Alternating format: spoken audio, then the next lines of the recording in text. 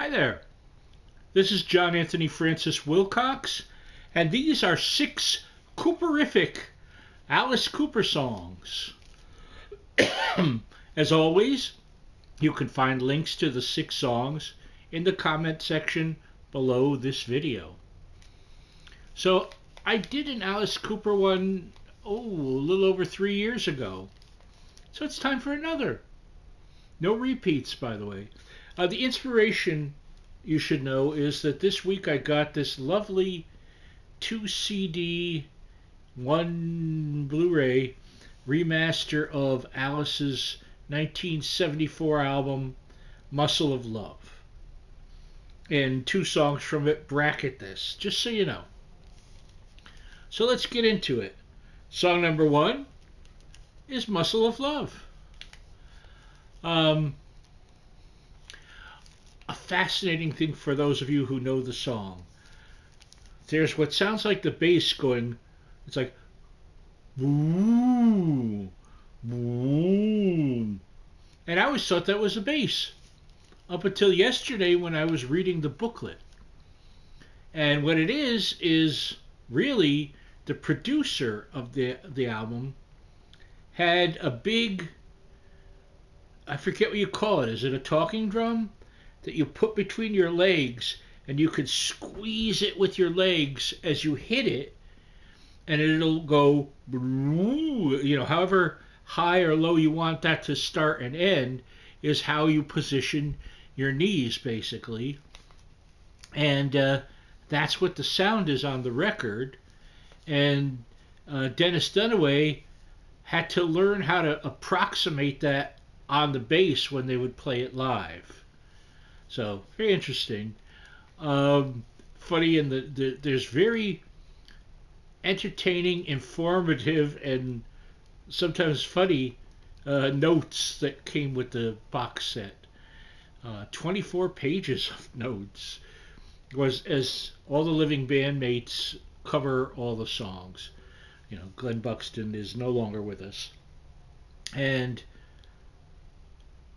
I forget who it was, if it was Michael Bruce, or they said, by the way, that it was Glenn Buxton who came up with the title because they were angry at some promoter, and he said he can go suck my muscle of love.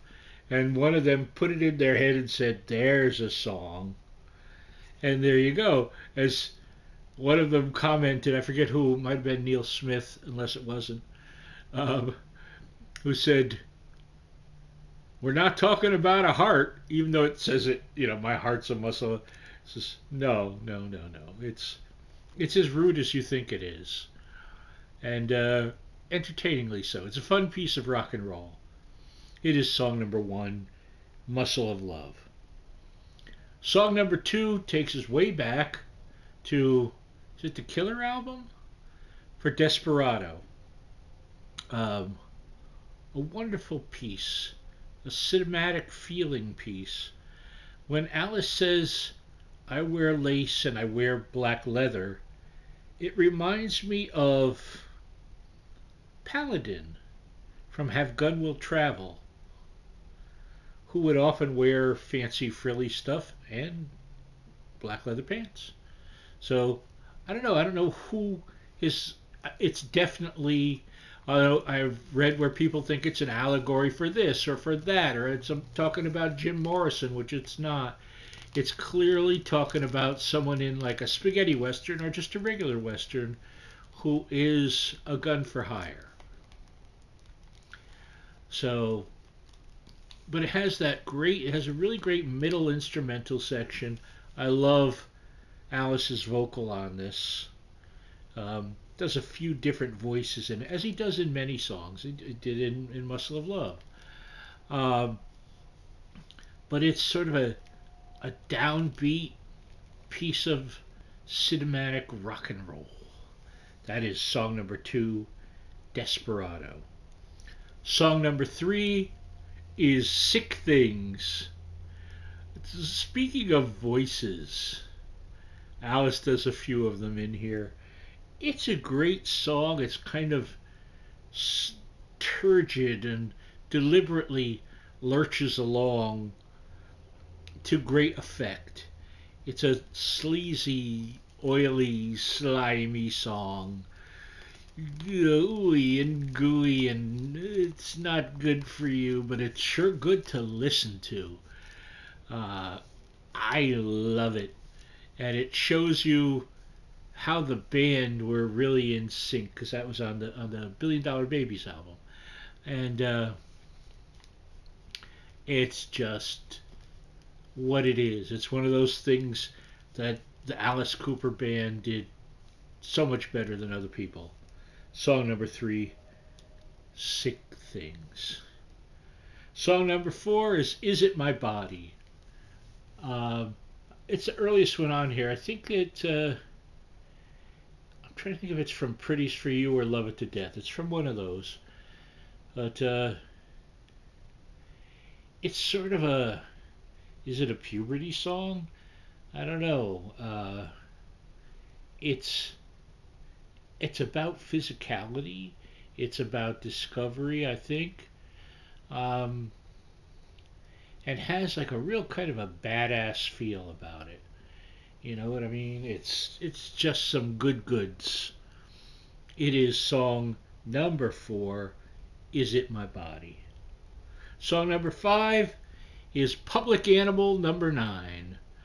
Uh, fun, fun about a low down, no good bad boy. He is Public Animal number 9. Alice does some just a killer vocal on it. Uh, Great drumming, great everything. It's fun. It's fun character stuff. That's what I would call it. It's very much a character piece, theatrical in its own way, and quite a lot of fun. Song number 5, Public Animal number 9. And we finish up with song number 6, Teenage Lament 74, which was a single back in 74, and mostly written by Neil Smith, the drummer. Yeah, yeah, baby. And a great Cooper vocal. Oddly enough, if you listen, you will hear the the Pointer Sisters, Ronnie Spector and Liza Minnelli all singing backup vocals on it. How about that? And doing a good job of it, I might say. I must say. It's a piece of fun. It's another teenage coming of age song. Uh, it's still relatable nowadays, some 50 years later, and you will enjoy it. It's some good stuff. It's good stuff. It's good for you. Here you are. You should listen to it. Song number 6, Teenage Lament 74. And these have been 6 Cooperific Alice Cooper songs. And I dedicate them to my friend Mark, who knows why I dedicate them to him. Listen to them all. Let me know what you think. I love you all. I love Alice Cooper. Bye-bye.